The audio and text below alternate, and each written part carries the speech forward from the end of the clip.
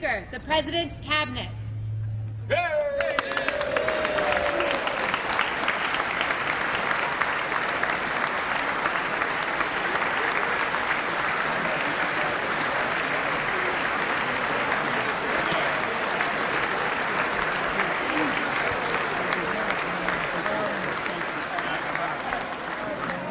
That's true. I should have done way better.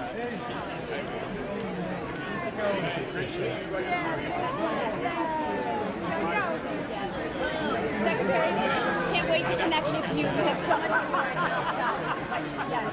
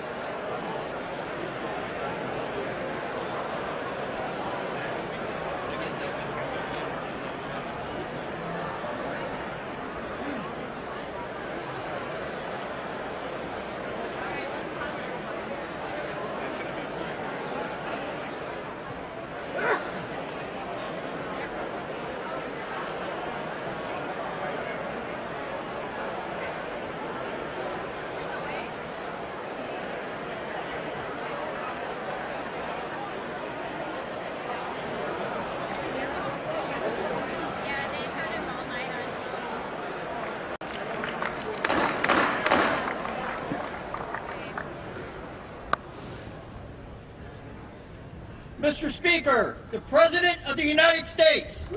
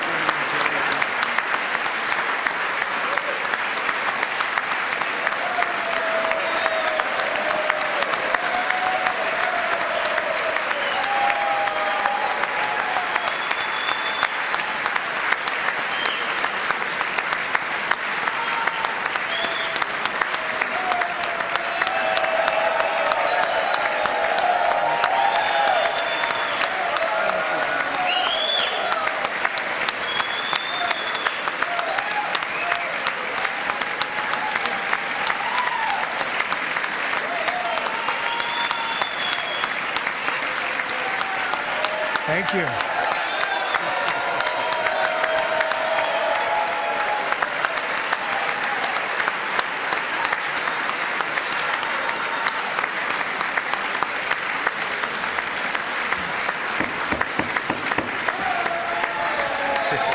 Thank you very much. Thank you very much. It's a great honor. Thank you very much. Speaker Johnson, Vice President Vance, the First Lady of the United States,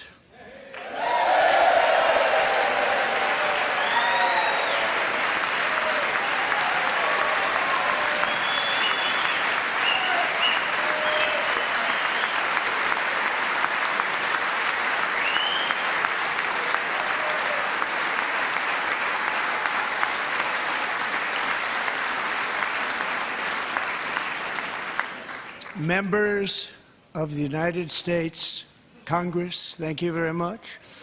And to my fellow citizens, America is back.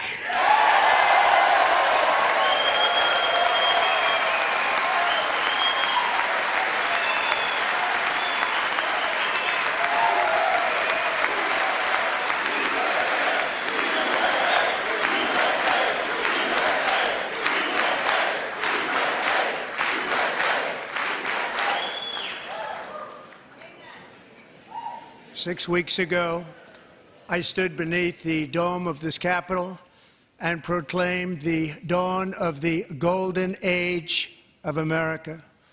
From that moment on, it has been nothing but swift and unrelenting action to usher in the greatest and most successful era in the history of our country. We have accomplished more in 43 days than most administrations accomplished in 4 years or 8 years, and we are just getting started.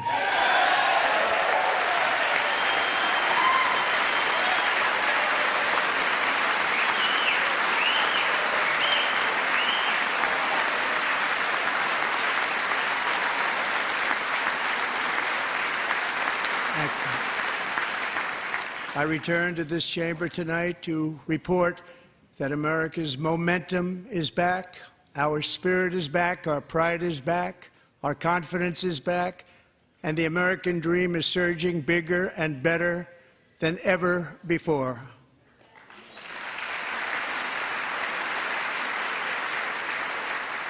The American dream is unstoppable, and our country is on the verge of a comeback, the likes of which the world has never witnessed and perhaps will never witness again.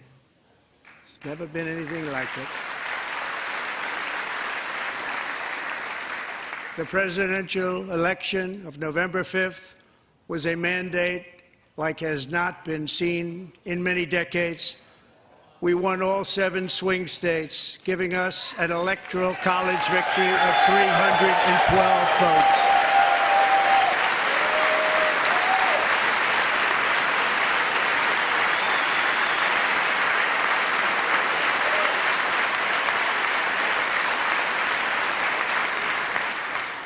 We won the popular vote by big numbers and won counties in our country.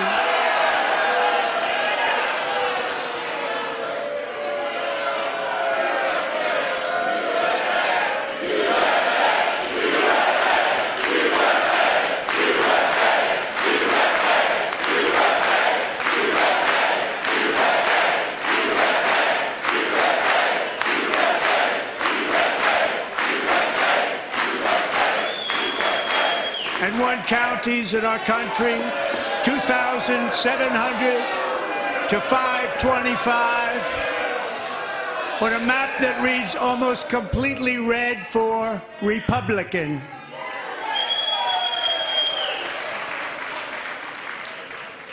Now, for the first time in modern history, more Americans believe that our country is headed in the right direction than the wrong direction. In fact, it's an astonishing record, 27-point swing, the most ever.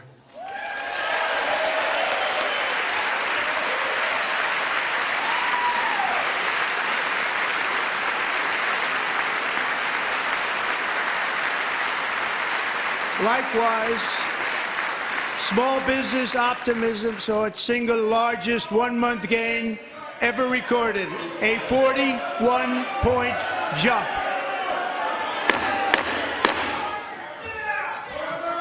Members are directed to uphold and maintain decorum in the House and to cease any further disruptions. That's your warning.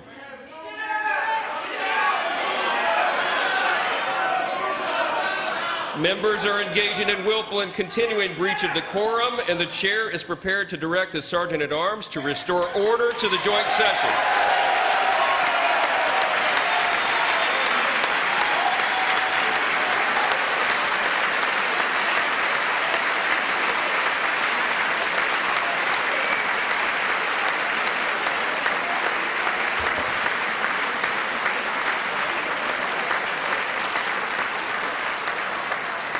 Mr. Green, take your seat. Take your seat, sir. Take your seat.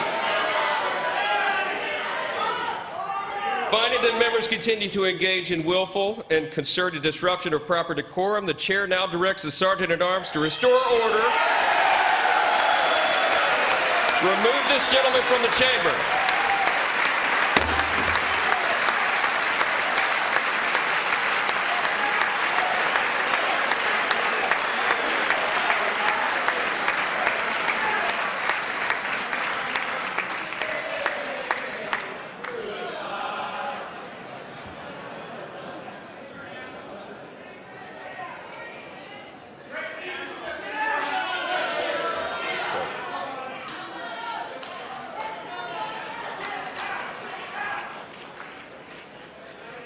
Members are directed to uphold and maintain decorum in the House. Mr. President, you continue. Thank you. Over the past 6 weeks, I have signed nearly 100 executive orders and taken more than 400 executive actions, a record, to restore common sense, safety, optimism, and wealth all across our wonderful land. The people elected me to do the job, and I'm doing it.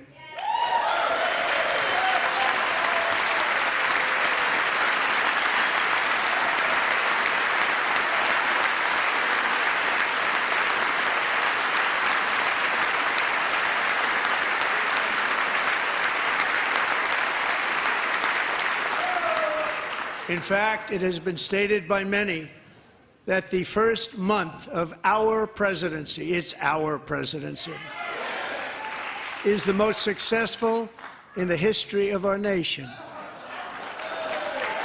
By many.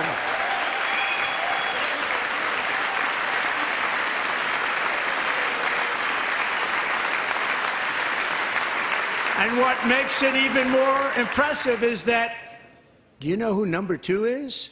George Washington. How about that? How about that? I don't know about that list, but we'll take it. Within hours of taking the oath of office, I declared a national emergency on our southern border, and I deployed the U.S. military and Border Patrol to repel the invasion of our country. And what a job they've done. As a result, illegal border crossings last month were by far the lowest ever recorded, ever.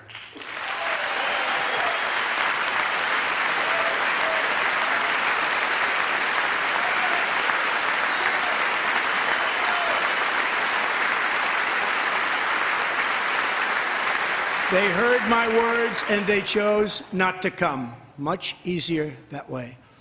In comparison, under Joe Biden, the worst president in American history, there were hundreds of thousands of illegal crossings a month, and virtually all of them, including murderers, drug dealers, gang members, and people from mental institutions and insane asylums, were released into our country. Who would want to do that?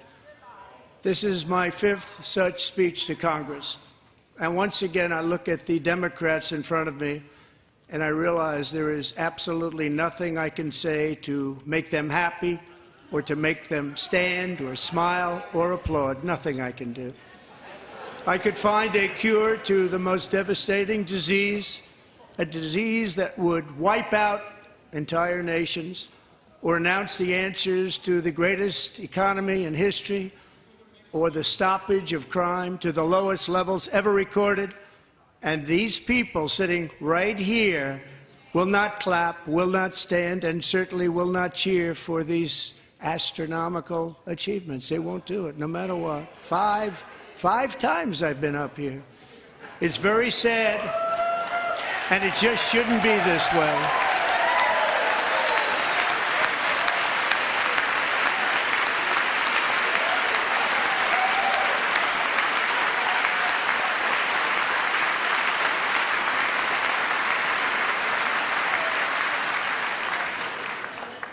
So Democrats sitting before me, for just this one night, why not join us in celebrating so many incredible wins for America?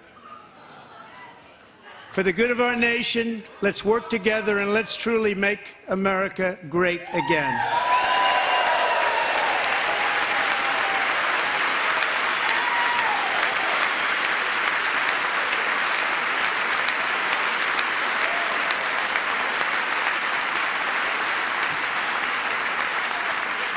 Every day, my administration is fighting to deliver the change America needs to bring a future that America deserves, and we're doing it. This is a time for big dreams and bold action. Upon taking office, I imposed an immediate freeze on all federal hiring, a freeze on all new federal regulations, and a freeze on all foreign aid.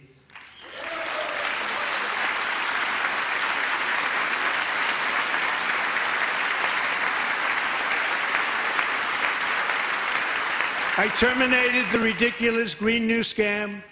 I withdrew from the unfair Paris Climate Accord, which was costing us trillions of dollars that other countries were not paying. I withdrew from the corrupt World Health Organization.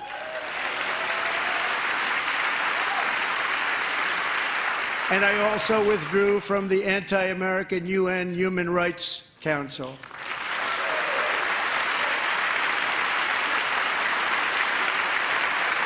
We ended all of Biden's environmental restrictions that were making our country far less safe and totally unaffordable.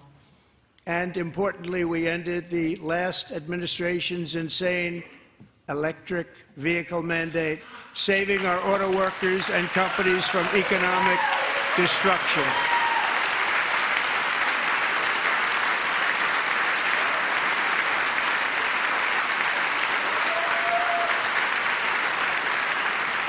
To unshackle our economy, I have directed that for every one new regulation, 10 old regulations must be eliminated, just like I did in my very successful first term.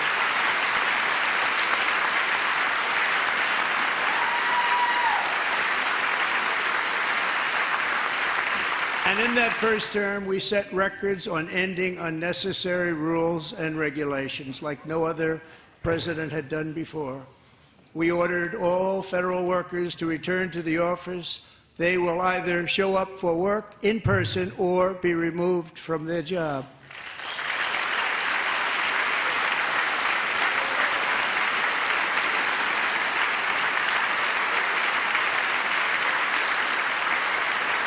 And we've ended weaponized government where, as an example, a sitting president is allowed to viciously prosecute his political opponent, like me. How did that work out? Not too good. Not too good.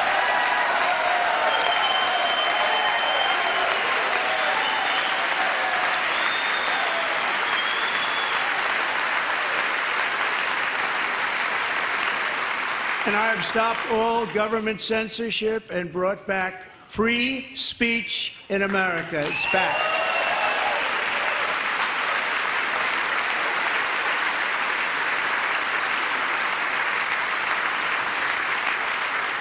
And 2 days ago, I signed an order making English the official language of the United States of America.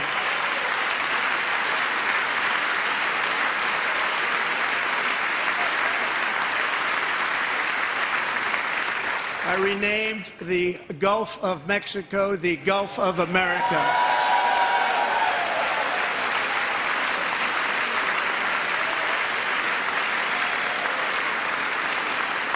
And likewise, I renamed, for a great president, William McKinley, Mount McKinley again. Beautiful Alaska. We love Alaska. We've ended the tyranny of so-called diversity, equity, and inclusion policies all across the entire federal government and indeed the private sector and our military. And our country will be woke no longer.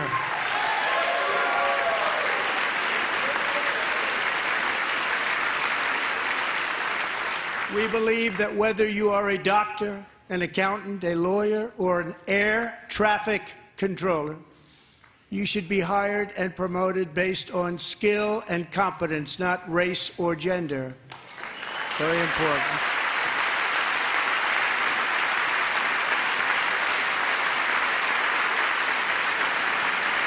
You should be hired based on merit.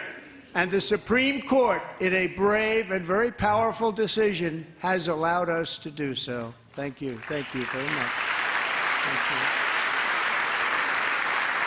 you. We have removed the poison of critical race theory from our public schools, and I signed an order making it the official policy of the United States government that there are only two genders, male and female.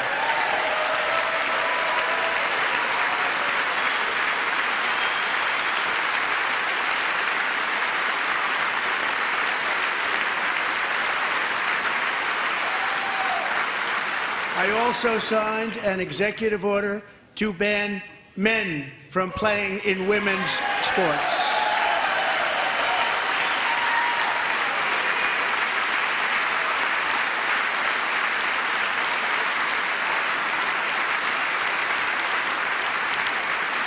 Three years ago, Peyton McNabb was an all-star high school athlete, one of the best, preparing for a future in college sports.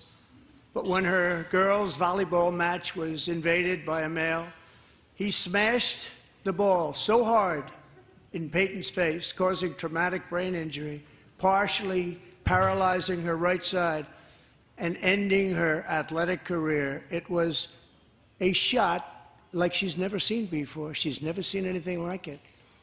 Peyton is here tonight in the gallery, and Peyton, from now on, schools will kick the men off the girls' team, or they will lose all federal funding.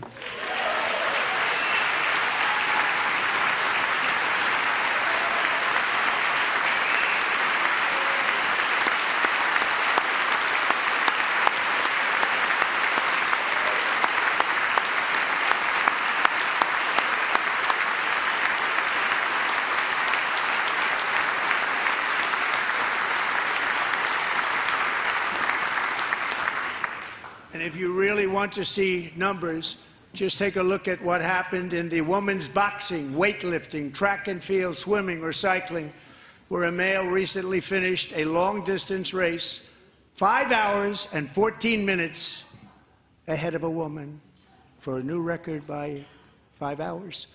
Broke the record by 5 hours. It's demeaning for women, and it's very bad for our country. We're not going to put up with it any longer.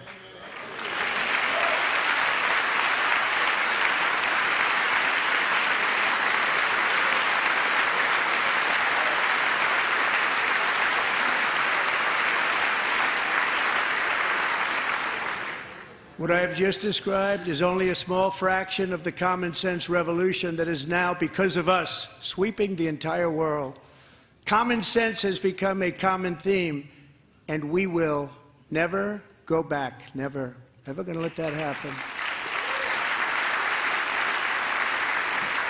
Among my very highest priorities is to rescue our economy and get dramatic and immediate relief to working families.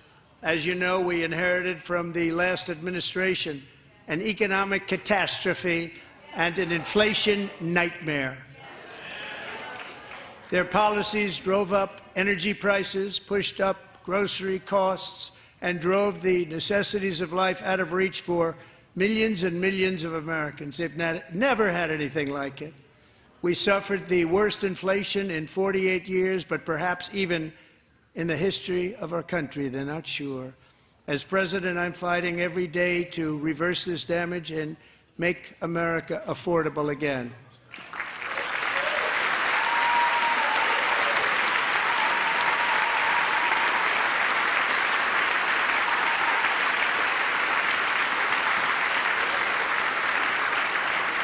Joe Biden especially let the price of eggs get out of control.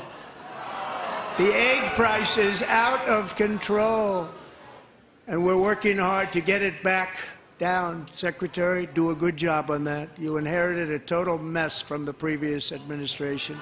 Do a good job.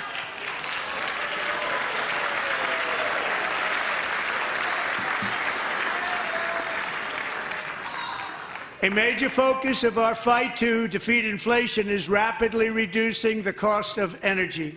The previous administration cut the number of new oil and gas leases by 95%, slowed pipeline construction to a halt, and closed more than 100 power plants. We are opening up many of those power plants right now.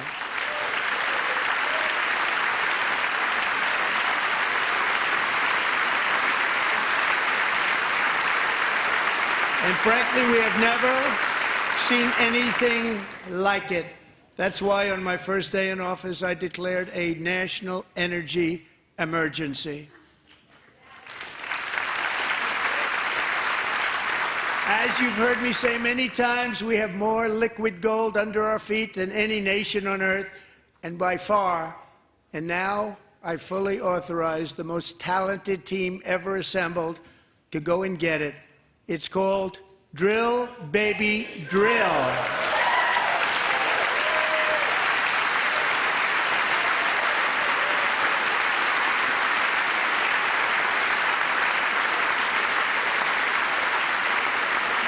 My administration is also working on a gigantic natural gas pipeline in Alaska, among the largest in the world, where Japan, South Korea, and other nations want to be our partner with investments of trillions of dollars each. There's never been anything like that one.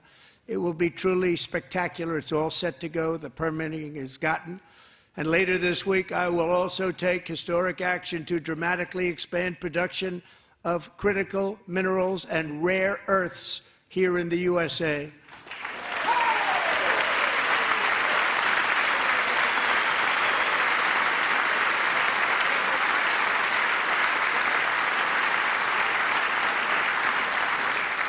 To further combat inflation, we will not only be reducing the cost of energy, but will be ending the flagrant waste of taxpayer dollars.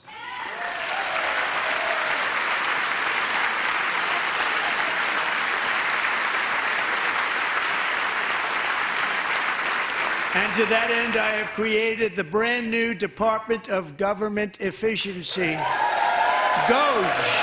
Perhaps you've heard of it. Perhaps.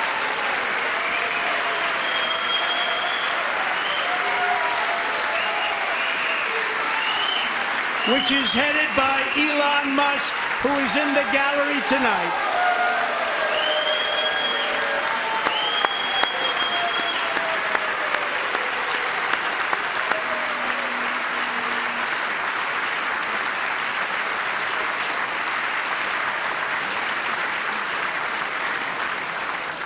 Thank you, Elon. He's working very hard. He didn't need this. He didn't need this. Thank you very much. We appreciate it. Everybody here, even this side, appreciates it, I believe. They just don't want to admit that. Just listen to some of the appalling waste we have already identified. $22 billion from HHS to provide free housing and cars for illegal aliens. $45 million for diversity, equity, and inclusion scholarships in Burma. $40 million to improve the social and economic inclusion of sedentary migrants. Nobody knows what that is. $8 million to promote LGBTQI+ in the African nation of Lesotho, which nobody has ever heard of. $60 million for indigenous peoples and Afro-Colombian empowerment in Central America. $60 million. $8 million for making mice transgender. This is real. $32 million for a left-wing propaganda operation in Moldova. $10 million for male circumcision in Mozambique. $20 million for the Arab Sesame Street in the Middle East. It's a program. $20 million for a program. $1.9 billion to recently created Decarbonization of Homes Committee, headed up, and we know she's involved. Just at the last moment, the money was passed over by a woman named Stacey Abrams. Have you ever heard of her? A $3.5 million consulting contract for lavish fish monitoring. $1.5 million for voter confidence in Liberia. $14 million for social cohesion in Mali. $59 million for illegal alien hotel rooms in New York City. He's a real estate developer. He's done very well. $250,000 to increase vegan local climate action innovation in Zambia. $42 million for social and behavior change in Uganda. $14 million for improving public procurement in Serbia. $47 million for improving learning outcomes in Asia. Asia's doing very well with learning. I don't know what we're doing. We should use it ourselves. And $101 million for DEI contracts at the Department of Education. The most ever paid, nothing even like it. Under the Trump administration, all of these scams, and they're far worse, but I didn't think it was appropriate to talk about them. They're so bad. Many more have been found out and exposed and swiftly terminated by a group of very intelligent, mostly young people, headed up by Elon, and we appreciate it. We found hundreds of billions of dollars of fraud.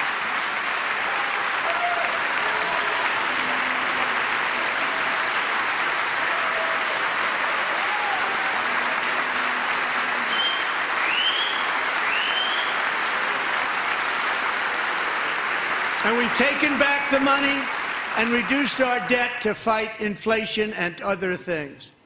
Taken back a lot of that money. We got it just in time. This is just the beginning.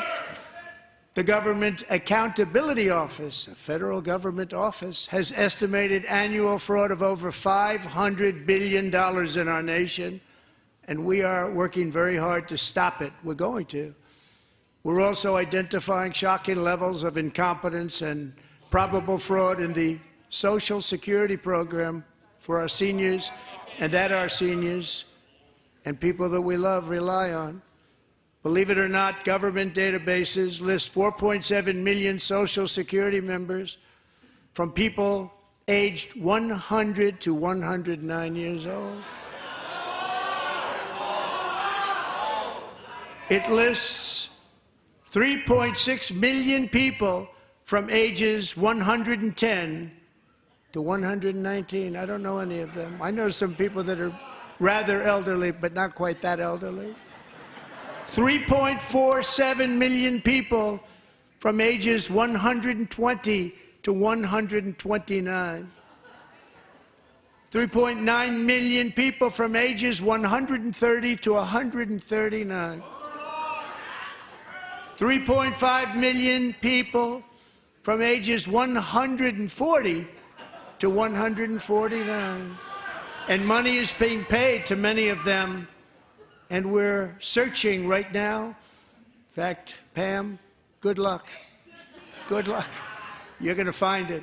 But a lot of money is paid out to people because it just keeps getting paid and nobody does, and it really hurts Social Security and hurts our country. 1.3 million people from ages 150 to 159, and over 130,000 people, according to the Social Security databases, are age over 160 years old. We have a healthier country than I thought, Bobby.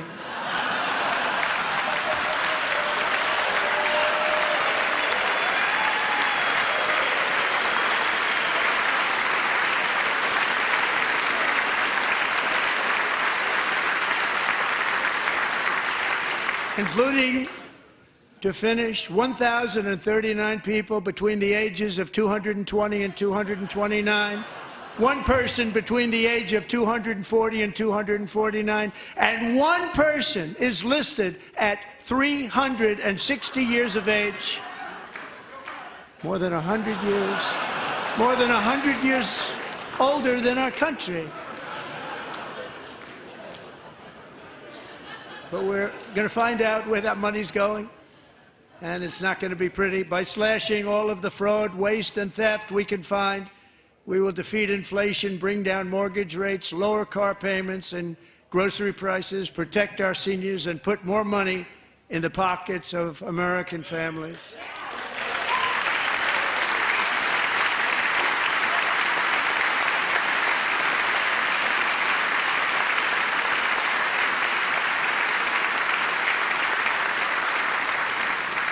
And today, interest rates took a beautiful drop, big, beautiful drop. It's about time. And in the near future, I want to do what has not been done in 24 years, balance the federal budget. We're going to balance it.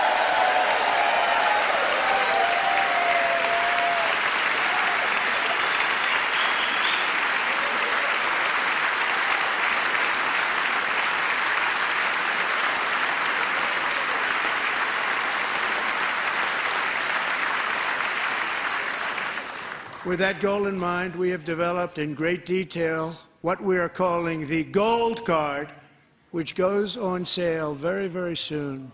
For $5 million, we will allow the most successful job-creating people from all over the world to buy a path to U.S. citizenship. It's like the green card, but better and more sophisticated. And these people will have to pay tax in our country. They won't have to pay tax from where they came. The money that they've made, you wouldn't want to do that, but they have to pay tax, create jobs. They'll also be taking people out of colleges and paying for them so that we can keep them in our country instead of having them being forced out.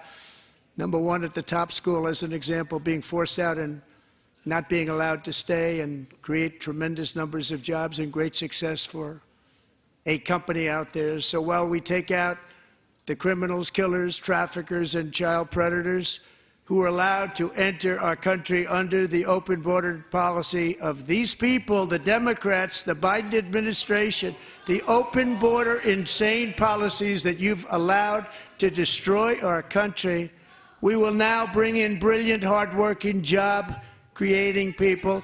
They're going to pay a lot of money, and we're going to reduce our debt with that money.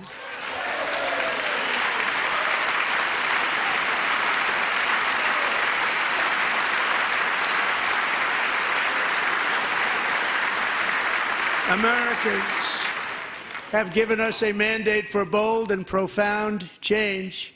For nearly 100 years, the federal bureaucracy has grown until it has crushed our freedoms, ballooned our deficits, and held back America's potential in every possible way. The nation founded by pioneers and risk-takers now drowns under millions and millions of pages of regulations and debt. Approvals that should take 10 days to get instead take 10 years, 15 years, and even 20 years before you're rejected. Meanwhile, we have hundreds of thousands of federal workers who have not been showing up to work. My administration will reclaim power from this unaccountable bureaucracy, and we will restore true democracy to America again.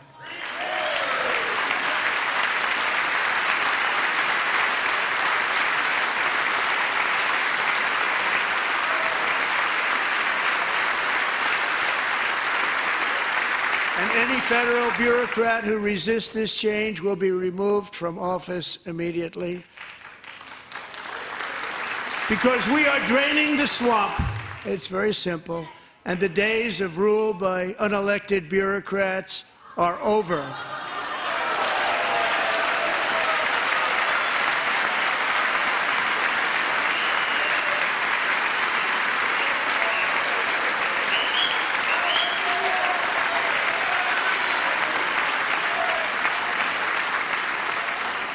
And the next phase of our plan to deliver the greatest economy in history is for this Congress to pass tax cuts for everybody. They're in there. They're waiting for you to vote. And I'm sure that the people on my right, I don't mean the Republican right, but my right here, I'm sure you're going to vote for those tax cuts, because otherwise I don't believe the people will ever vote you into office. So I'm doing you a big favor by telling you that. But I know this group is going to be voting for the tax.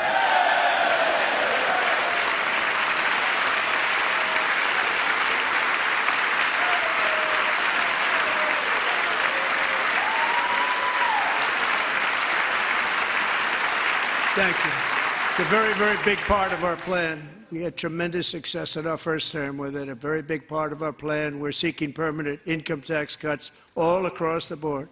And to get urgently needed relief to Americans hit especially hard by inflation, I'm calling for no tax on tips, no tax on overtime, and no tax on Social Security benefits for our great seniors.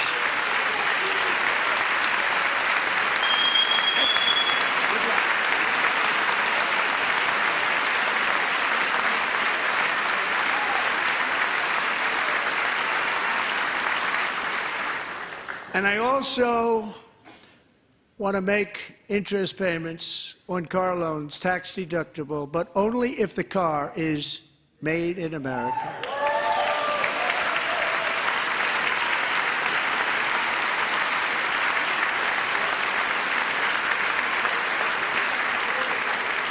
And by the way, we're going to have growth in the auto industry like nobody's ever seen. Plants are opening up all over the place. Deals are being made. Never seen. That's a combination of the election win and tariffs. It's a beautiful word, isn't it? That, along with our other policies, will allow our auto industry to absolutely boom. It's going to boom. Spoke to the majors today, all three, the top people, and they're so excited. In fact, already numerous car companies have announced that they will be building massive automobile plants in America, with Honda just announcing a new plant in Indiana, one of the largest anywhere in the world.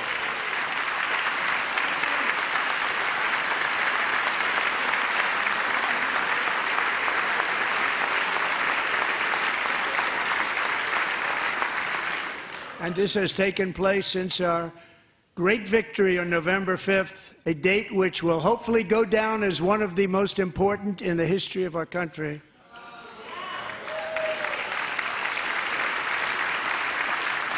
In addition, as part of our tax cuts, we want to cut taxes on domestic production and all manufacturing. And just as we did before, we will provide 100% expensing. It will be retroactive to January 20th, 2025. And it was one of the main reasons why our tax cuts were so successful in our first term, giving us the most successful economy in the history of our country. First term. We had a great first term.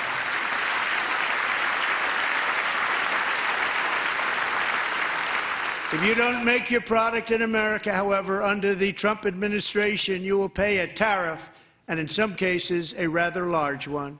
Other countries have used tariffs against us for decades, and now it's our turn to start. Brazil, India, Mexico, and Canada. Have you heard of them? And countless other nations charge us tremendously higher tariffs than we charge them. It's very unfair. India charges us auto tariffs higher than 100%. China's average tariff on our products is twice what we charge them. And South Korea's average tariff is 4 times higher. Think of that, 4 times higher. And we give so much help militarily and in so many other ways to South Korea, but that's what happens. This is happening by friend and foe. This system is not fair to the United States and never was, and so on April 2nd, I wanted to make it April 1st, but I didn't want to be accused of April Fool's Day. That's not, just one day was cost us a lot of money. But we're going to do it in April. I'm a very superstitious person. April 2nd, reciprocal tariffs kick in. And whatever they tariff us, other countries, we will tariff them. That's reciprocal, back and forth. Whatever they tax us, we will tax them. If they do non-monetary tariffs to keep us out of their market, then we will do non-monetary barriers to keep them out of our market. There's a lot of that, too. They don't even allow us in their market. We will take in trillions and trillions of dollars and create jobs like we have never seen before. I did it with China, and I did it with others, and the Biden administration couldn't do anything about it because there was so much money they couldn't do anything about it. We have been ripped off for decades by nearly every country on earth, and we will not let that happen any longer.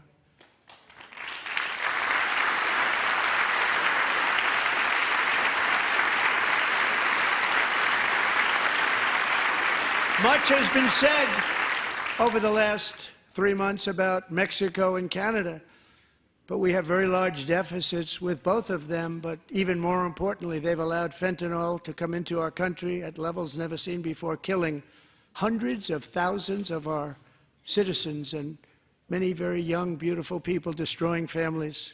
Nobody's ever seen anything like it.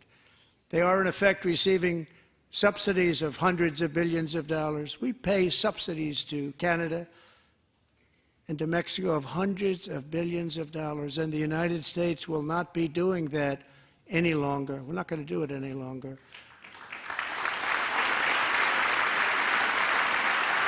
Thanks to our America First policies we're putting into place, we have had $1.7 trillion of new investment in America in just the past few weeks. The combination of the election and our economic policies that people of SoftBank, one of the most brilliant anywhere in the world, announced a $200 billion investment. OpenAI and Oracle, Larry Ellison, announced $500 billion investment, which they wouldn't have done if Kamala had won. Apple announced $500 billion investment. Tim Cook called me. He said, I cannot spend it fast enough. It's going to be much higher than that, I believe. They'll be building their plants here instead of in China. And just yesterday, Taiwan Semiconductor, the biggest in the world, most powerful in the world, has a tremendous amount, 97% of the market, announced a $165 billion investment to build the most powerful chips on earth right here in the USA.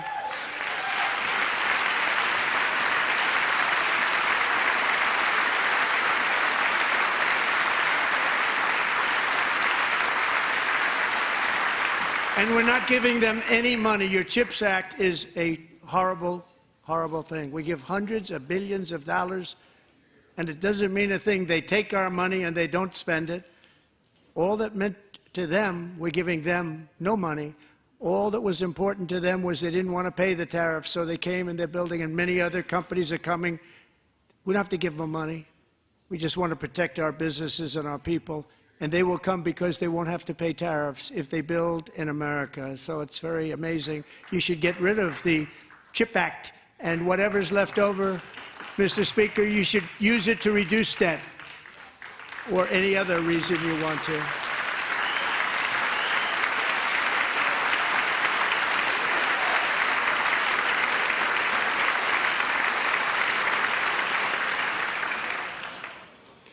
Our new trade policy will also be great for the American farmer. I love the farmer,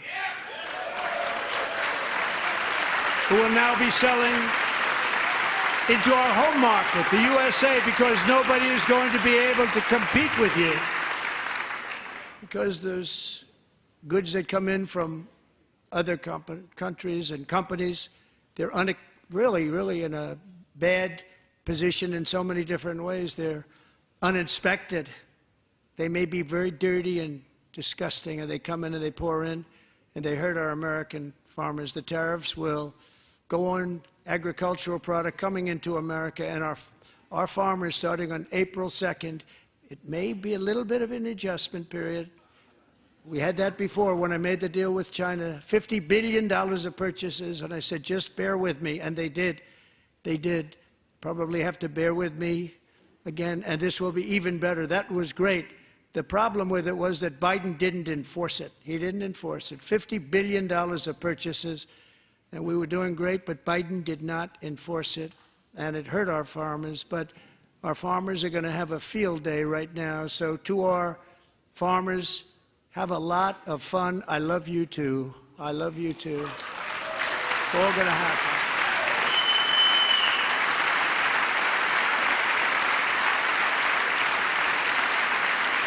And I have also imposed a 25% tariff on foreign aluminum, copper, lumber, and steel, because if we don't have, as an example, steel and lots of other things, we don't have a military, and frankly, we just won't have a country very long. Here today is a proud American steelworker, fantastic person from Decatur, Alabama, Jeff Denard. Has been working at the same steel plant for 27 years in a job that has allowed him to serve as the captain of his local volunteer fire department, raise 7 children with his beautiful wife, Nicole, and over the years provide a loving home for more than 40 foster children. So great, Jeff.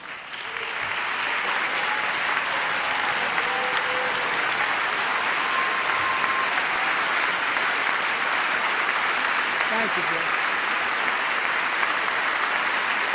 Thank you, Jeff.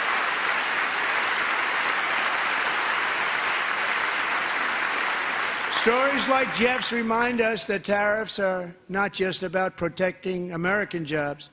They're about protecting the soul of our country.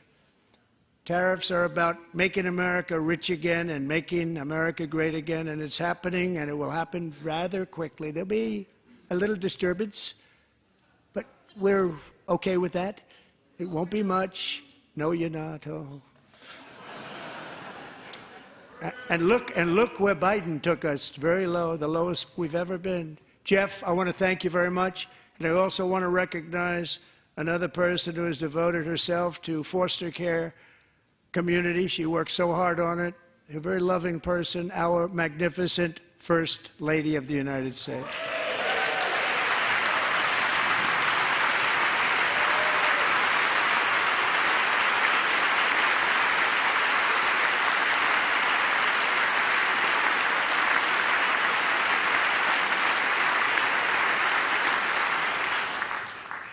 Melania's work has yielded incredible results, helping prepare our nation's future leaders as they enter the workforce.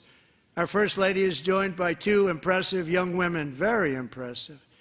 Haley Ferguson, who benefited from the First Lady's Fostering the Future initiative and is poised to complete her education and become a teacher. And Elliston Berry, who became a victim of an illicit deepfake image produced by a peer. With Elliston's help, the Senate just passed the Take It Down Act, and this is so important. Thank you very much, John. John Thune, thank you. Stand up, John.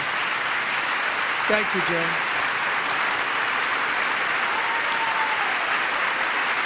Thank you all very much.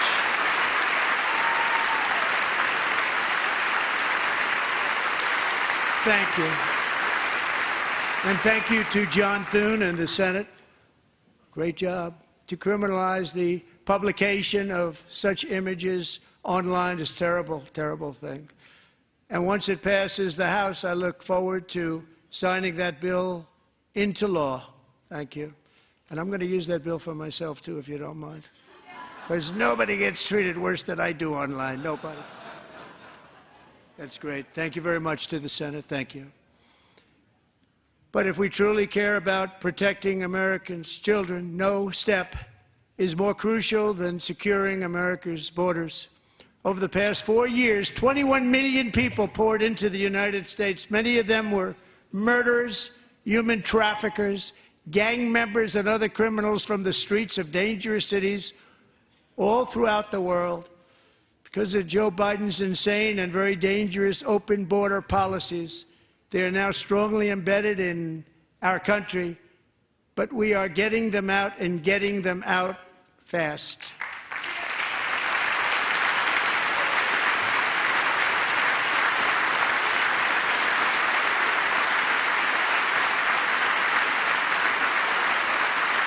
And I want to thank Tom Homan and Christy. I want to thank you and Paul of Border Patrol. I want to thank you. What a job they've all done. Everybody, Border Patrol, ICE, law enforcement in general is incredible. We have to take care of our law enforcement. Have to.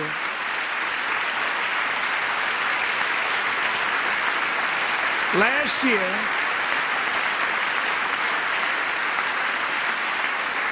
a brilliant 22-year-old nursing student named Laken Riley, the best in her class, admired by everybody, went out for a jog on the campus of the University of Georgia.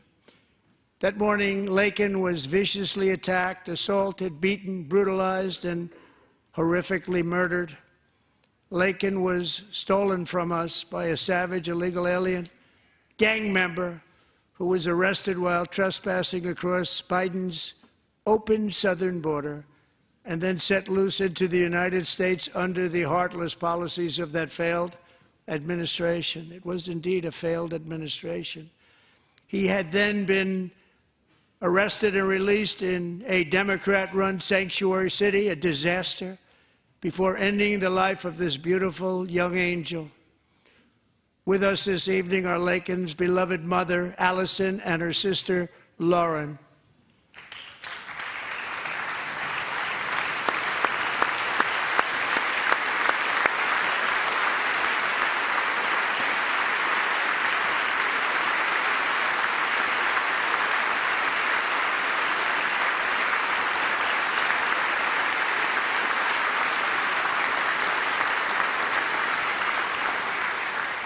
Last year, I told Laken's grieving parents that we would ensure their daughter would not have died in vain. That's why the very first bill I signed into law as your 47th president mandates the detention of all dangerous criminal aliens who threaten public safety. It's a very strong, powerful act.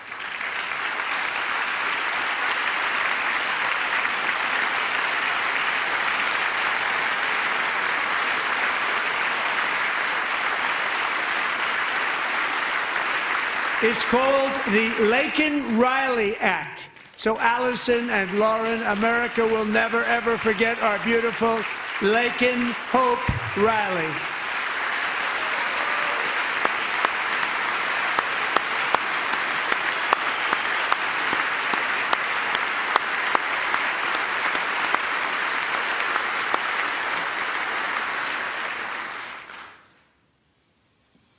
Thank you very much.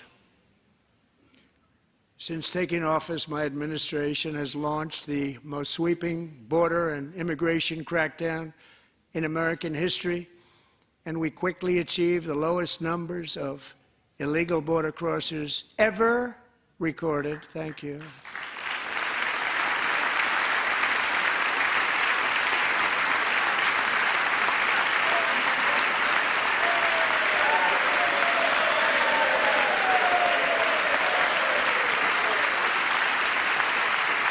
The media and our friends in the Democrat Party kept saying we needed new legislation, we must have legislation to secure the border. But it turned out that all we really needed was a new president.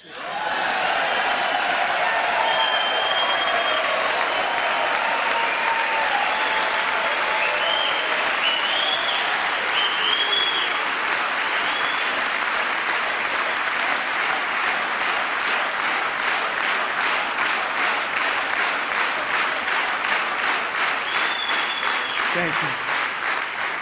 Joe Biden didn't just open our borders, he flew illegal aliens over them to overwhelm our schools, hospitals, and communities throughout the country. Entire towns like Aurora, Colorado, and Springfield, Ohio, buckled under the weight of the migrant occupation and corruption like nobody's ever seen before. Beautiful towns destroyed. Now, just as I promised in my inaugural address, we are achieving the great liberation of America.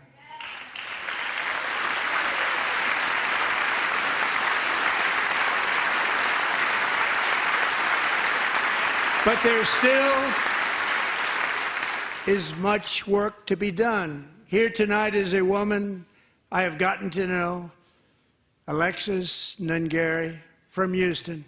Wonderful woman. Last June, Alexis's 12-year-old daughter, her precious Jocelyn, walked to a nearby convenience store. She was kidnapped, tied up, assaulted for 2 hours under a bridge, and horrifically murdered. Arrested and charged with this heinous crime are 2 illegal alien monsters from Venezuela, released into America by the last administration through their ridiculous open border. The death of this beautiful 12-year-old girl and the agony of her mother and family touched our entire nation greatly. Alexis, I promised that we would always remember your daughter, your magnificent daughter, and earlier tonight, I signed an order keeping my word to you. One thing I have learned about Jocelyn is that she loved animals so much. She loved nature. Across Galveston Bay, from where Jocelyn lived in Houston, you will find a magnificent national wildlife refuge, a pristine, peaceful, 34,000-acre sanctuary for all of God's creatures on the edge of the Gulf of America. Alexis, moments ago, I formally renamed that refuge in loving memory of your beautiful daughter, Jocelyn. So, Mr. Vice President, if you would, may I have the order?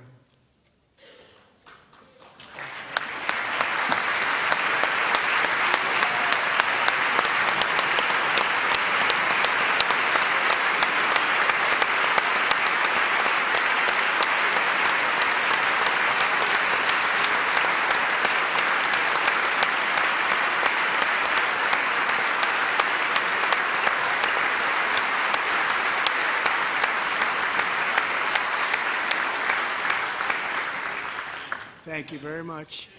All 3 savages charged with Jocelyn and Lakin's murders were members of the Venezuelan prison gang, the toughest gang, they say, in the world, known as Tren de Aragua. 2 weeks ago, I officially designated this gang, along with MS-13 and the bloodthirsty Mexican drug cartels, as foreign terrorist organizations.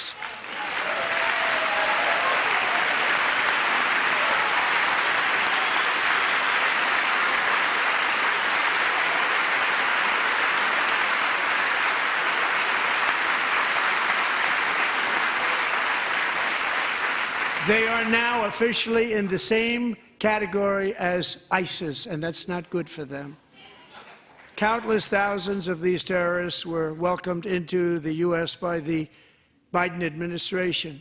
But now every last one will be rounded up and forcibly removed from our country, or, if they're too dangerous, put in jails, standing trial in this country, because we don't want them to come back ever. With us this evening is a warrior on the front lines of that battle, Border Patrol Agent Roberto Ortiz. Great guy.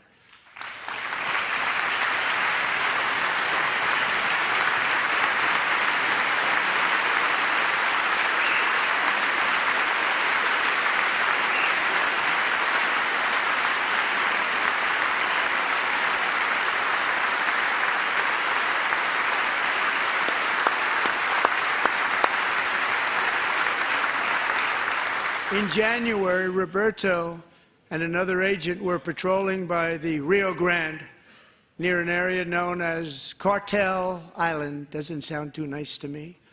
When heavily armed gunmen started shooting at them, Roberto saw that his partner was totally exposed, at great danger, and he leapt into action, returning fire.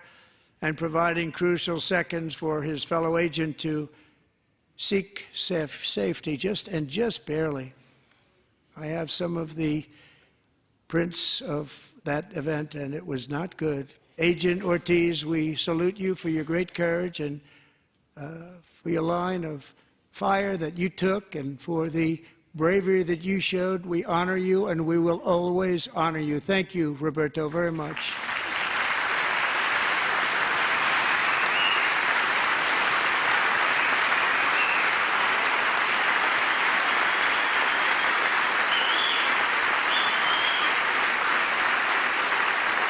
Thank you, Roberto. And I actually got to know him on my many calls to the border. He's a great gentleman. The territory to the immediate south of our border is now dominated entirely by criminal cartels that murder, rape, torture, and exercise total control. They have total control over a whole nation, posing a grave threat to our national security. The cartels are waging war on America, and it's time for America to wage war on the cartels, which we are doing.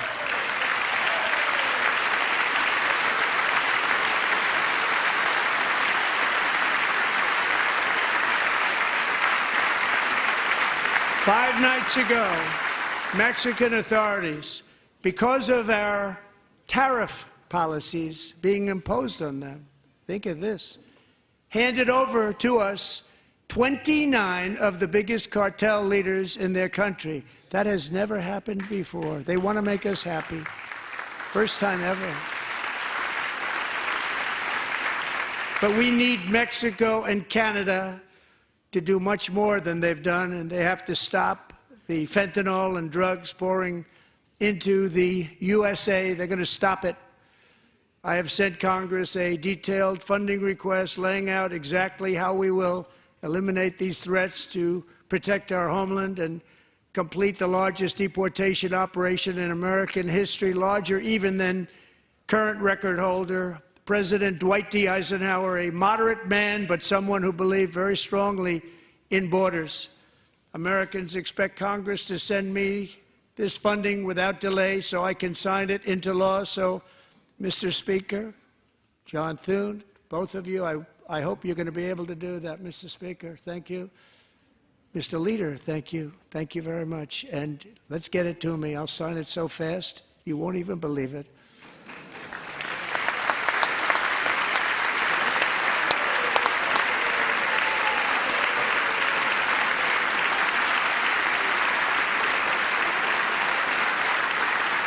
And as we reclaim our sovereignty, we must also bring back law and order to our cities and towns.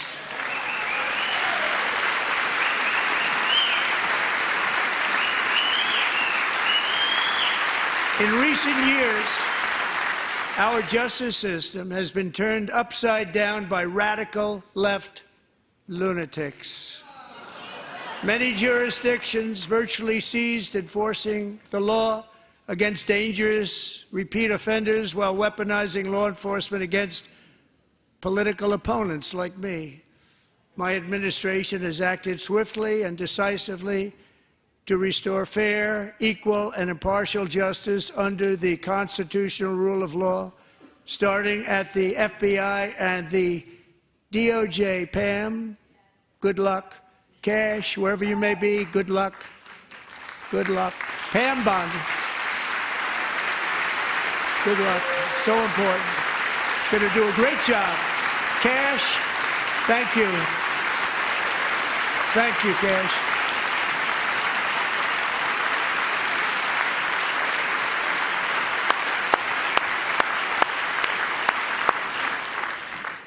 They've already started very strong. They're going to do a fantastic job. You're going to be very proud of them. We're also once again giving our police officers the support, protection, and respect they so dearly deserve. They have to get it. They have such a hard, dangerous job, but we're going to make it less dangerous. The problem is the bad guys don't respect the law, but they're starting to respect it, and they soon will respect it. This also includes our great fire departments throughout the country. Our firemen and women are unbelievable people, and we'll never forget them. And besides that, they voted for me in record numbers, so I have no choice.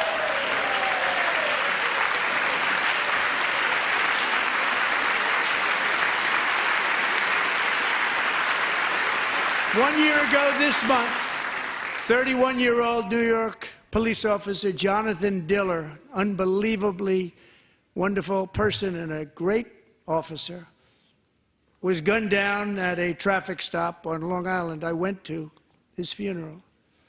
The vicious criminal charged with his murder had 21 prior arrests, and they were rough arrests, too. He was a real bad one. The thug in the seat next to him had 14 prior arrests and went by the name of Killer. He was Killer. He killed other people, they say, a lot of them. I attended Officer Diller's service, and when I met his wife and one-year-old son, Ryan, it was very inspirational, actually. His widow's name is Stephanie, and she is here tonight. Stephanie, thank you very much, Stephanie. Thank you very much.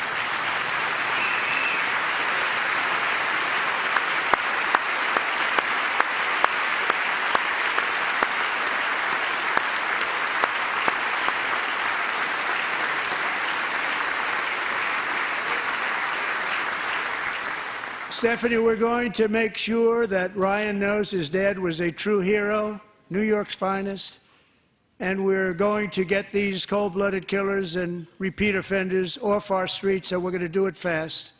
Got to stop it. They get out with 28 arrests. They push people into subway trains. They hit people over the head, back of the head with baseball bats. We got to get them out of here. I've already signed an executive order requiring a mandatory death penalty for anyone who murders a police officer, and tonight I'm asking Congress to pass that policy into permanent law.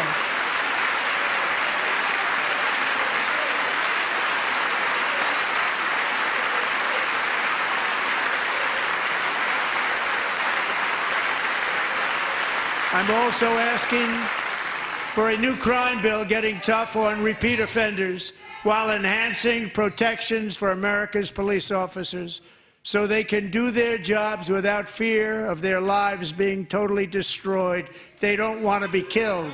We're not going to let them be killed. Joining us in the gallery tonight is a young man who truly loves our police. His name is DJ Daniel. He is 13 years old, and he has always dreamed of becoming a police officer.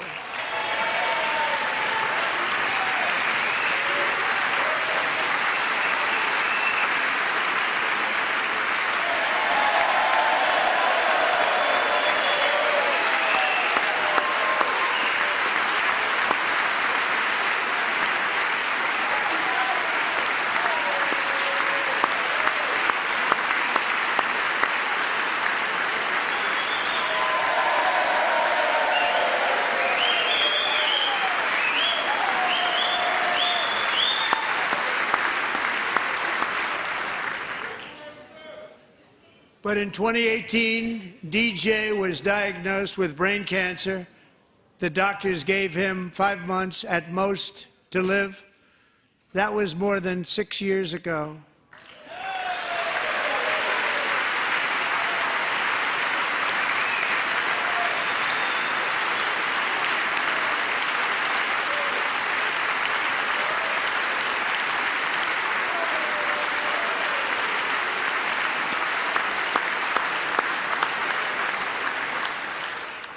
Since that time, DJ and his dad have been on a quest to make his dream come true, and DJ has been sworn in as an honorary law enforcement officer, actually a number of times. The police love him, the police departments love him.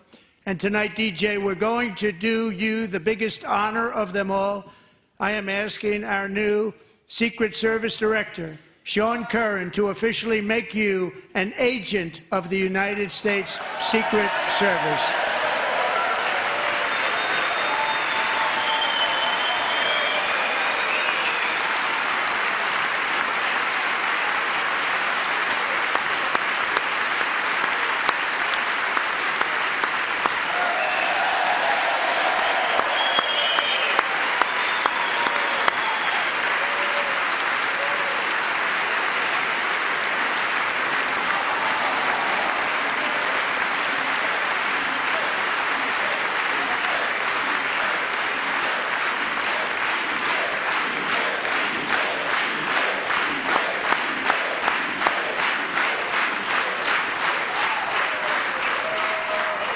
Thank you, DJ.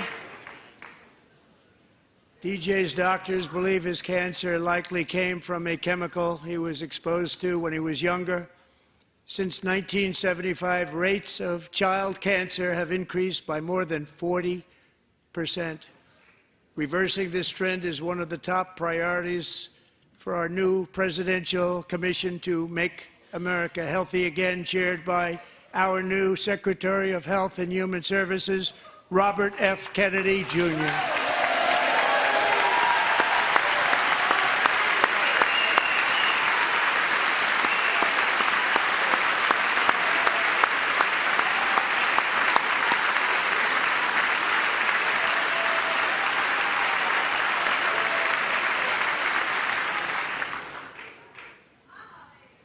With the name Kennedy, you would have thought everybody over here would have been cheering. How quickly they forget. Our goal is to get toxins out of our environment, poisons out of our food supply, and keep our children healthy and strong.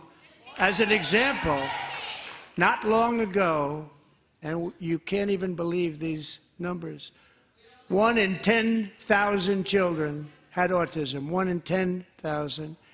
And now it's 1 in 36. There's something wrong, 1 in 36, think of that. So we're going to find out what it is, and there's nobody better than Bobby and all of the people that are working with you. You have the best to figure out what is going on. Okay, Bobby, good luck. It's a very important job. Thank you. Good job.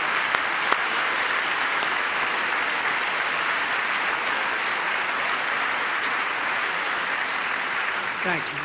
My administration is also working to protect our children from toxic ideologies in our schools.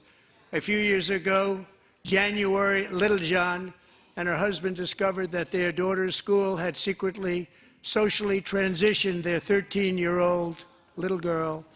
Teachers and administrators conspired to deceive January and her husband while encouraging her daughter to use a new name and pronouns. They, them pronoun, actually, all without telling January, who is here tonight and is now a courageous advocate against this form of child abuse. January, thank you. Thank you. Thank you very much.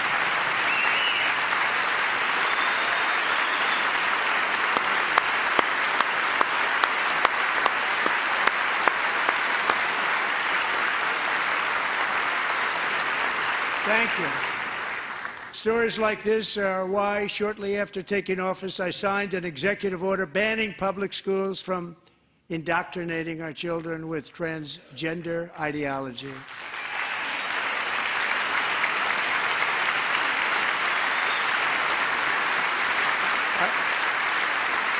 I also signed an order to cut off all taxpayer funding to any institution that engages in the sexual mutilation of our youth.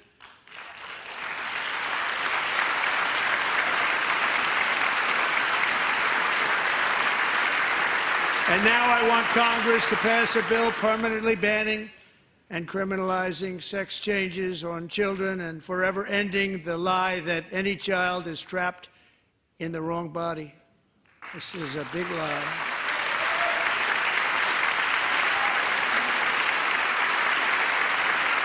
And our message to every child in America is that you are perfect exactly the way God made you.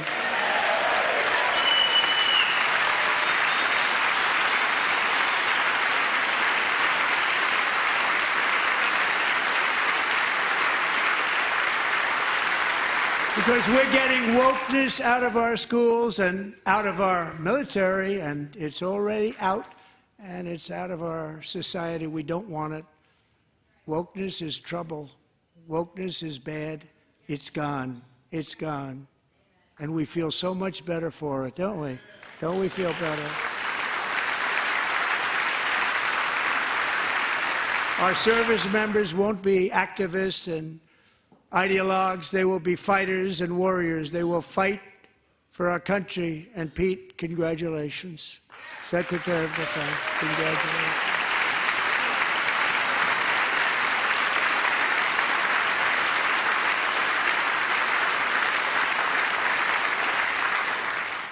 And he's not big into the woke movement, I can tell you.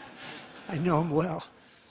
I am pleased to report that in January, the U.S. Army had its single best recruiting month in 15 years, and that all armed services are having among the best recruiting results ever in the history of our services.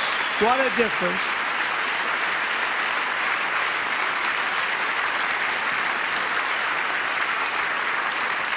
And you know, it was just a few months ago where the results were exactly the opposite. We couldn't recruit anywhere. We couldn't recruit. Now we're having the best results just about that we've ever had. What a tremendous turnaround. It's really a beautiful thing to see. People love our country again. It's very simple. They love our country, and they love being in our military again. So it's a great thing, and thank you very much. Great job. Thank you.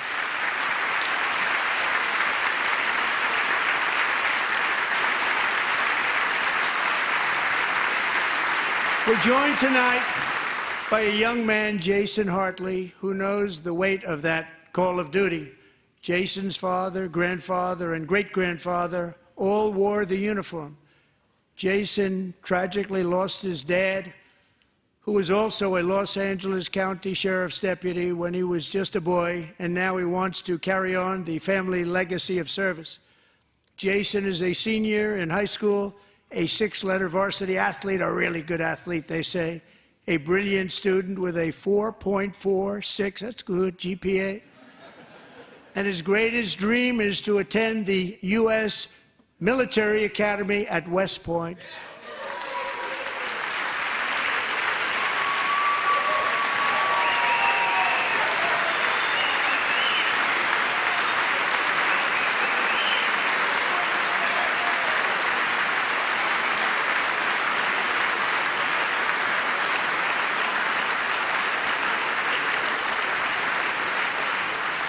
And Jason, that's a very big deal getting in. That's a hard one to get into. But I'm pleased to inform you that your application has been accepted.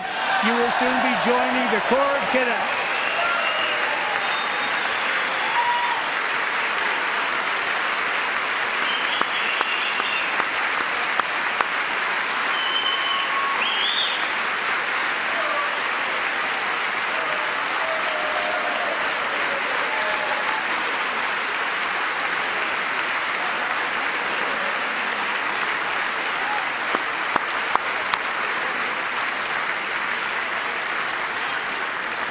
Thank you.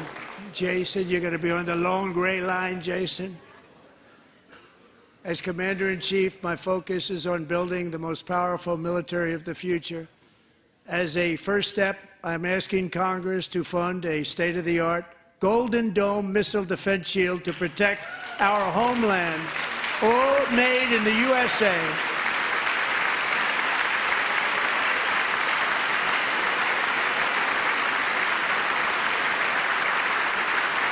And Ronald Reagan wanted to do it long ago, but the technology just wasn't there, not even close. But now we have the technology. It's incredible, actually. And other places, they have it. Israel has it. Other places have it. And the United States should have it too, right, Tim, right?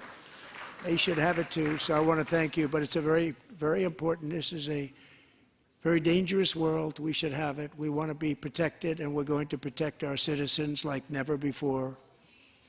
To boost our defense industrial base, we are also going to resurrect the American shipbuilding industry, including commercial shipbuilding and military shipbuilding.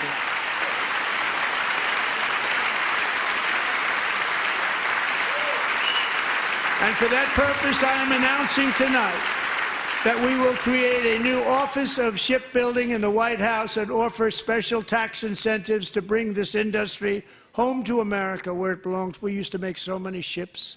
We don't make them anymore very much, but we're going to make them very fast, very soon. It will have a huge impact. To further enhance our national security, my administration will be reclaiming the Panama Canal, and we've already started doing it.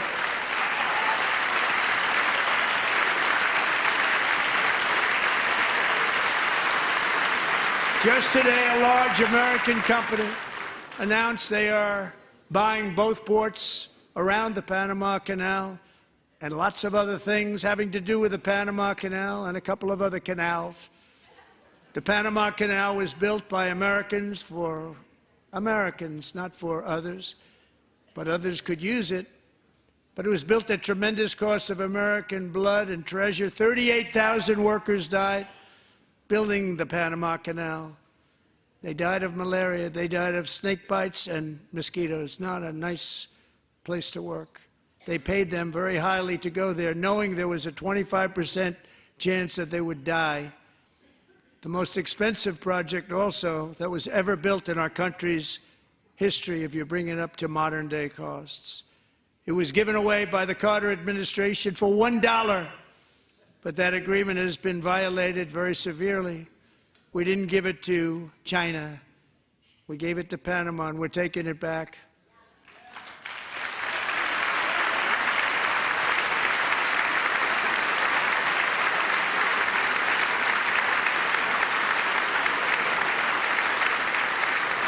And we have Marco Rubio in charge. Good luck, Marco. Now, we know who to blame if anything goes wrong. Marco's been amazing, and he's going to do a great job. Think of it. He got 100 votes. You know, he was approved with actually 99, but the 100th was this gentleman, and I feel very certain. So let's assume he got 100 votes. And I'm either very, very happy about that or I'm very concerned about it. But he's already proven. I mean, he's a great gentleman. He's respected by everybody, and we appreciate you voting for Marco. He's going to do a fantastic job. Thank you. Thank you. He's doing a great job. Great job. And I also have a message tonight for the incredible people of Greenland. We strongly support your right to determine your own future. And if you choose, we welcome you into the United States of America. We need Greenland for national security and even international security, and we're working with everybody involved to try and get it. But we need it really for international world security, and I think we're going to get it. One way or the other, we're going to get it. We will keep you safe. We will make you rich, and together we will take Greenland to heights like you have never thought possible before. It's a very small population, but very, very large piece of land and very, very important for military security. America is once again standing strong against the forces of radical Islamic terrorism. 3.5 years ago, ISIS terrorists killed 13 American service members and countless others in the Abbey Gate bombing during the disastrous and incompetent withdrawal from Afghanistan. Not that they were withdrawing, it was the way they withdrew. Perhaps the most embarrassing moment in the history of our country.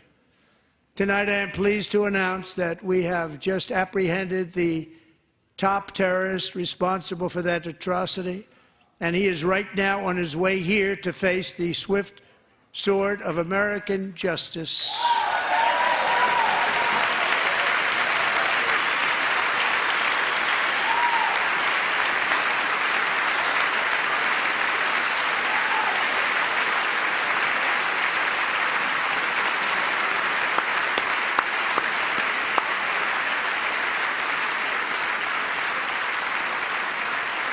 And I want to thank especially the government of Pakistan for helping arrest this monster. This was a very momentous day for those 13 families who I actually got to know very well, most of them, whose children were murdered, and the many people that were so badly, over 42 people, so badly injured on that fateful day in Afghanistan. What a horrible day. Such incompetence was shown that when Putin saw what happened, I guess he said, wow, maybe this is my chance. That's how bad it was. Should have never happened. Grossly incompetent people. I spoke to many of the parents and loved ones, and they're all in our hearts tonight. Just spoke to them on the phone. We had a big call. Every one of them called, and Everybody was on the line, and they did nothing but cry with happiness. They were very happy, as happy as you can be under those circumstances. Their child, brother, sister, son, daughter was killed for no reason whatsoever. In the Middle East, we're bringing back our hostages from Gaza. In my first term, we achieved one of the most groundbreaking peace agreements in generations, the Abraham Accords.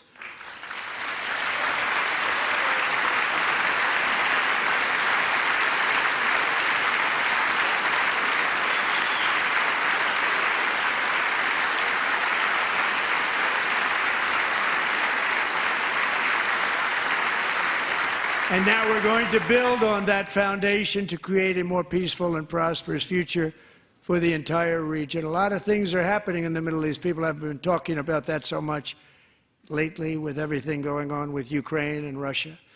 But a lot of things are happening in the Middle East. It's a rough neighborhood, actually. I'm also working tirelessly to end the savage conflict in Ukraine. Millions of Ukrainians and Russians have been needlessly killed or wounded in this horrific and brutal conflict with no end in sight.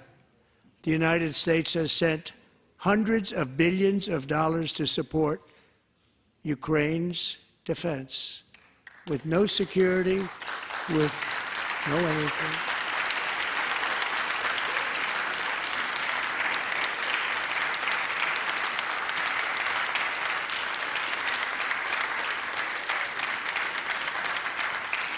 Do you want to keep it going for another 5 years?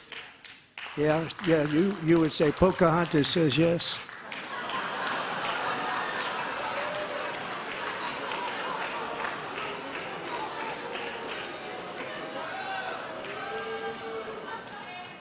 "2,000 people are being killed every single week. More than that. They're Russian young people. They're Ukrainian young people. They're not Americans. But I want it to stop. Meanwhile, Europe has sadly spent more money buying Russian oil and gas than they have spent on defending Ukraine, by far. Think of that. They've spent more buying Russian oil and gas than they have defending. And we've spent perhaps $350 billion, like taking candy from a baby. That's what happened. And they've spent $100 billion. What a difference that is. And we have an ocean separating us, and they don't. But we're getting along very well with them, and lots of good things are happening. Biden has authorized more money in this fight than Europe has spent, by billions and billions of dollars. It's hard to believe that they wouldn't have stopped it and said at some point, come on, let's equalize. You got to be equal to us. But that didn't happen. Earlier today, I received an important letter from President Zelensky of Ukraine. The letter reads, "Ukraine is ready to come to the negotiating table as soon as possible to bring lasting peace closer. Nobody wants peace more than the Ukrainians," he said. "My team and I stand ready to work under President Trump's strong leadership to get a peace that lasts. We do really value how much America has done to help Ukraine maintain its sovereignty and independence. Regarding the agreement on minerals and security, Ukraine is ready to sign it at any time that is convenient for you." I appreciate that he sent this letter, just got it a little while ago. Simultaneously, we've had serious discussions with Russia and have received strong signals that they are ready for peace. Wouldn't that be beautiful? Wouldn't that be beautiful?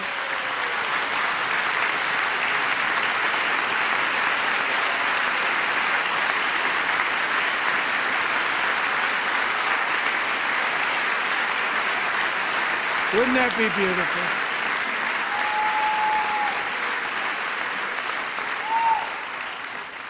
It's time to stop this madness. It's time to halt the killing.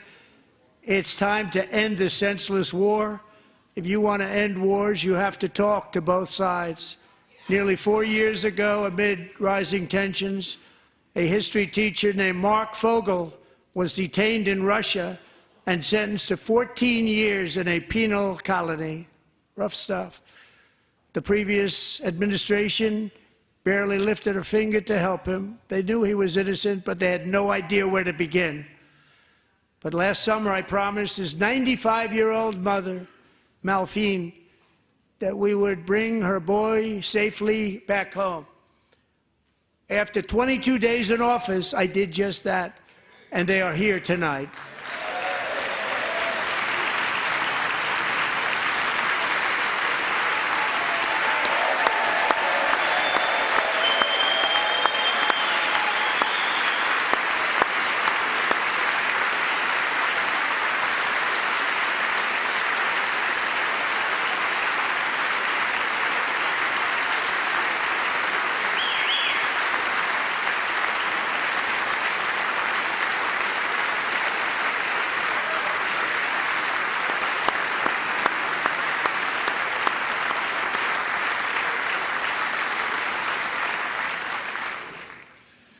To Mark and his great mom, we are delighted to have you safe and sound and with us.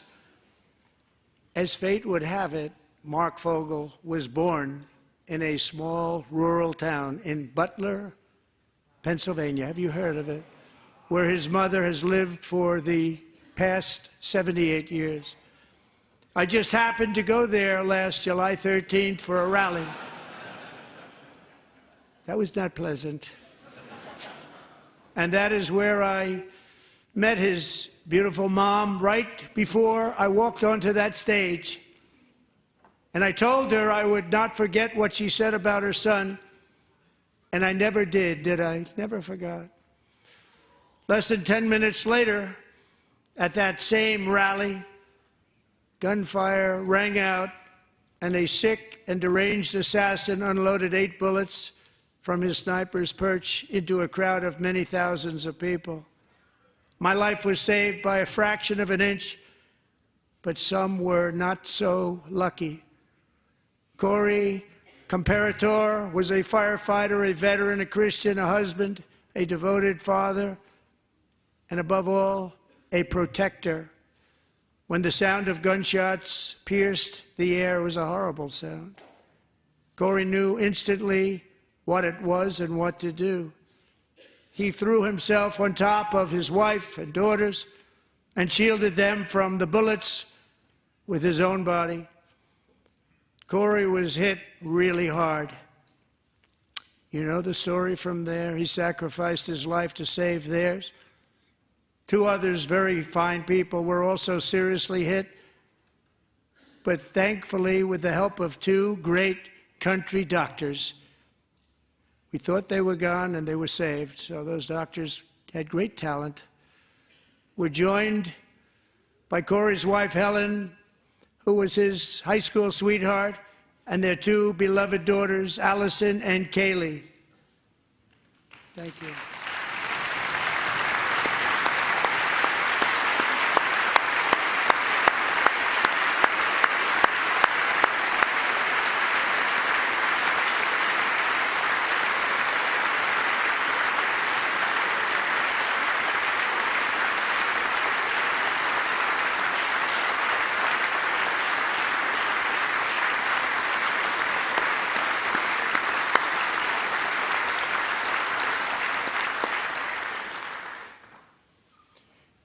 To Helen, Allison, and Kaylee, Corey is looking down on his 3 beautiful ladies right now, and he is cheering you on. He loves you. He is cheering you on. Corey was taken from us much too soon, but his destiny was to leave us all with a shining example of the selfless devotion of a true American patriot. It was love like Corey's that built our country, and it's love like Corey's that is going to make our country more majestic than ever before. I believe that my life was saved that day in Butler for a very good reason. I was saved by God to make America great again. I believe that. Thank you. Thank you.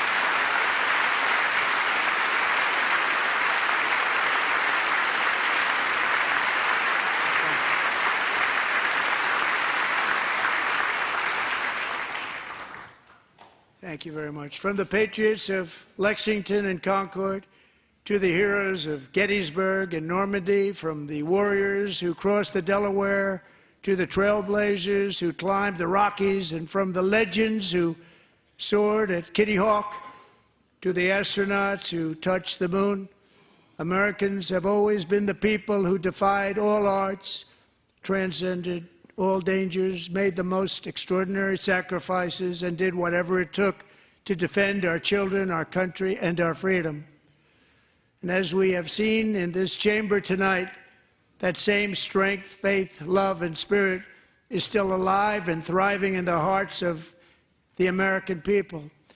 Despite the best efforts of those who would try to censor us, silence us, break us, destroy us, Americans are today a proud, free, sovereign, and independent nation that will always be free, and we will fight for it till death. We will never let anything happen to our beloved country, because we are a country of doers, dreamers, fighters, and survivors. Our ancestors crossed a vast ocean, strode into the unknown wilderness, and carved their fortunes from the rock and soil of a perilous and very dangerous frontier. They chased our destiny across a boundless continent. They built the railroads, laid the highways, and graced the world with American marvels like the Empire State Building, the mighty Hoover Dam, and the towering Golden Gate Bridge.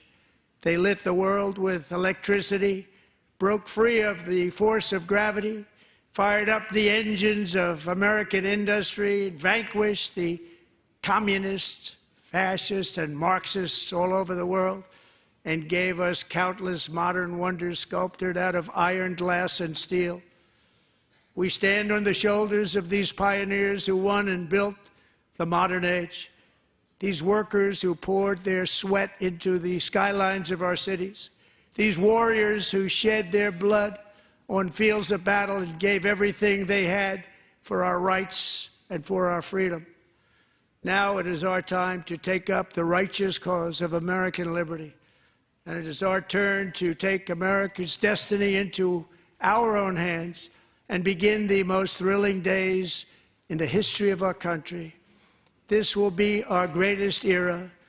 With God's help, over the next 4 years, we are going to lead this nation even higher, and we are going to forge the freest, most advanced, most dynamic, and most dominant civilization ever to exist on the face of this earth. We are going to create the highest quality of life, build the safest and wealthiest and healthiest and most vital communities anywhere in the world.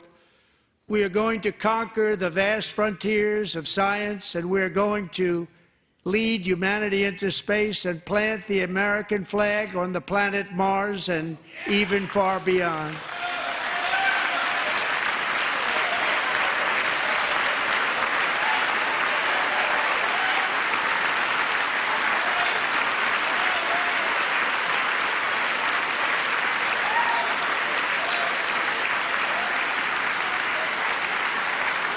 And through it all, we are going to rediscover the unstoppable power of the American spirit.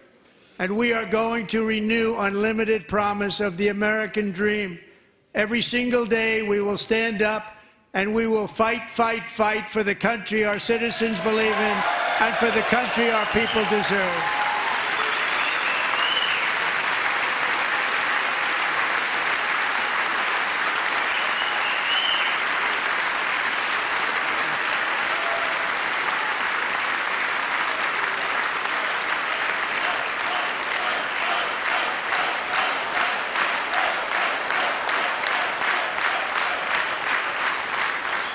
My fellow Americans, get ready for an incredible future, because the golden age of America has only just begun.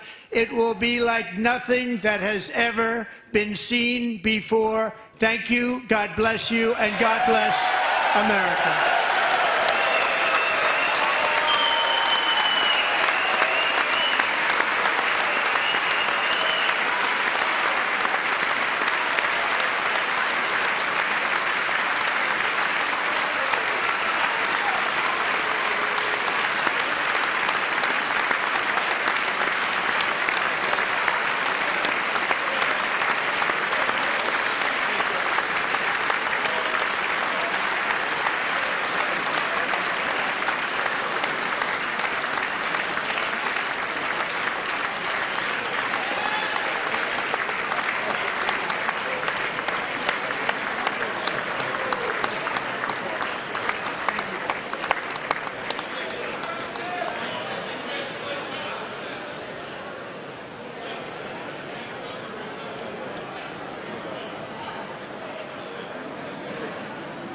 Thank you very much. Great job. Thank you. Great honor. Thank you. Thank you. Get this place going, all right? Thank you. It's a great honor. Thank you. Thank you, Mr. President. Thank you very much.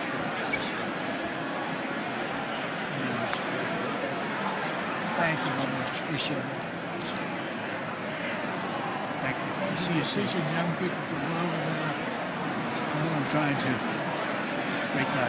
Thank you. That's your favorite. Thank you. Thank you.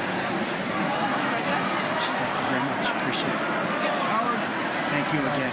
Thank you again. Won't forget. So good. Yeah, it's good. So good, sir. Thank you. Terrific, Mr. Really terrific. Really outstanding. Thanks. Thank you. Yes, sir. Thank you. Great job, Mr. President. Thanks. We got you. Great. Mr. President, one of your best speeches. Thanks again, Mr. President. Thank you, Mr. President. Thanks for the phone call last night, too. Thank you. Absolutely. You know that. Thank you very much. I'll do it. Just give me the information. I'm not going to get it. Sorry. Thank you, everybody. Great speeches. Great speeches. Thank you. Best speech ever. Yes. Good. Congratulations. Good job.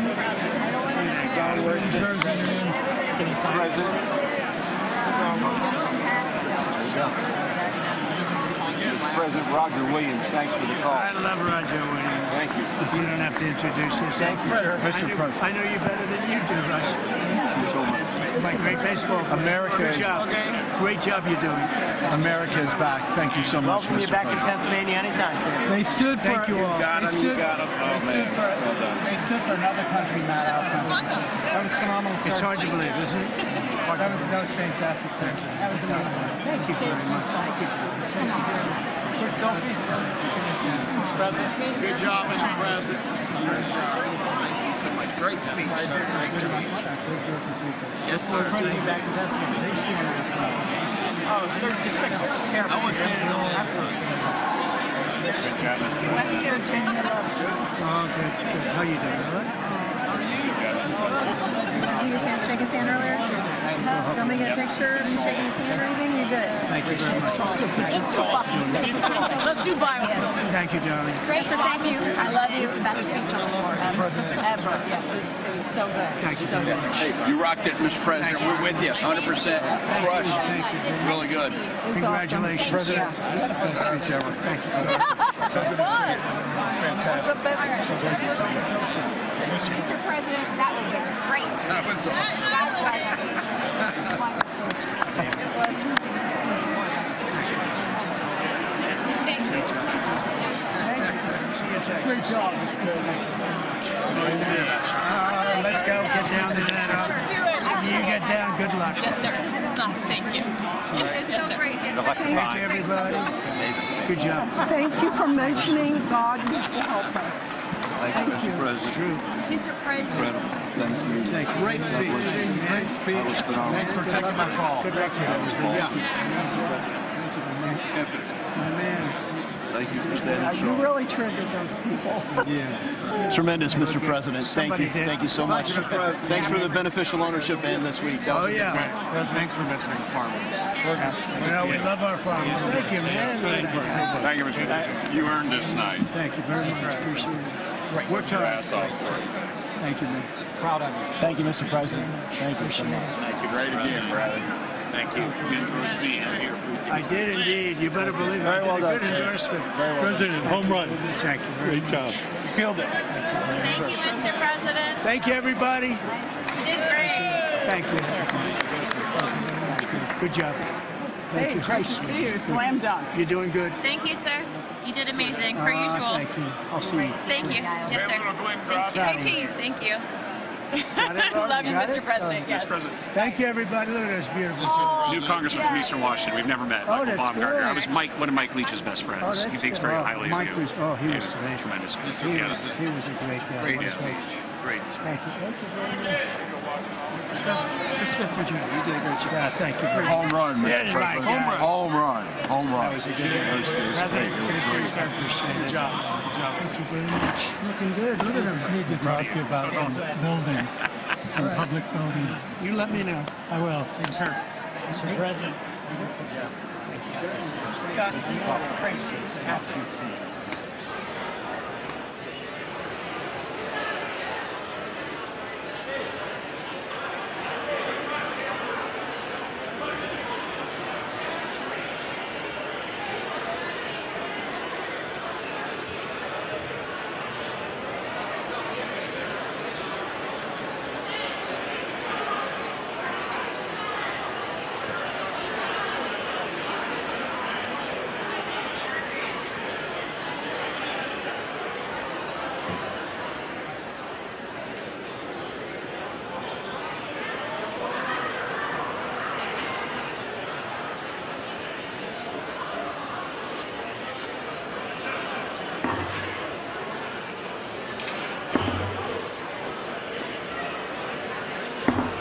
The House will be in order.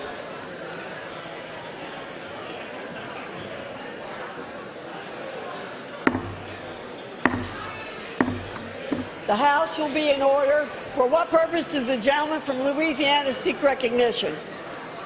Speaker, I move that the message of the President referred to the Committee of the whole House on the State of the Union and ordered printed. Without objection.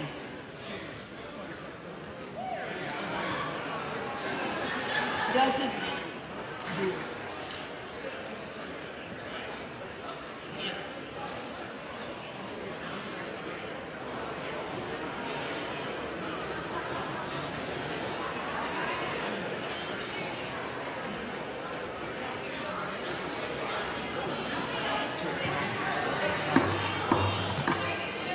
does the gentleman from Louisiana have a motion? Madam Speaker, I move that the House now stand adjourned. The question is on the motion to adjourn. Those in favor say aye. Those opposed, no. The ayes have it. The motion is agreed to. Accordingly, the House stands adjourned until 10 a.m. tomorrow.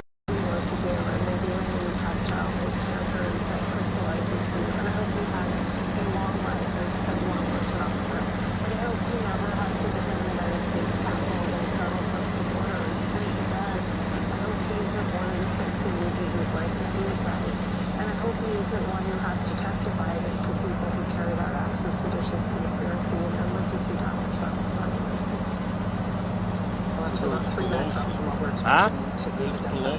Oh, that's cool. Let's remember, it's hard to do this in Trump, but if any previous president had stood up there and said, we need Greenland, there are two people behind me. The Vice President and the Speaker would have quickly conferred and rushed that president to the hospital. End of the speech. With no further burst of madness by the president on the microphone, it would have to be an intervention.